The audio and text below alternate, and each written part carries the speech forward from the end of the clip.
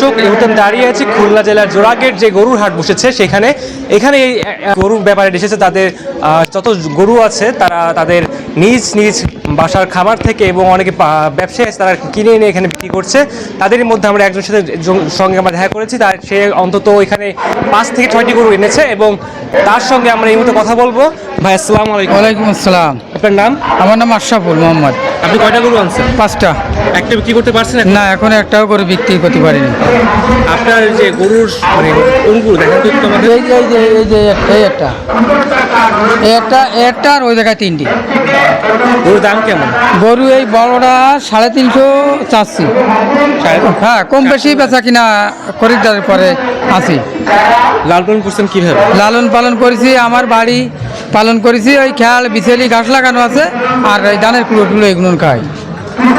আমার নিজে পালের গরু। ওয়েট কত ওজন? ওজন ধরেন এই 11 মন, 12 মন। এখন পর্যন্ত কত দাম হয়েছে? এখনো কোনো দরদাম হয়নি। এখনো পাননি একজনও?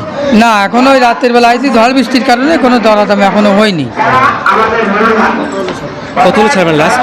3.5 লক্ষ আমি চাচ্ছি। তারপরে খরিদ্দারের কাছে কম বেশি আলোচনা আছে এবং তারা যদি আসে আর যখন আসবে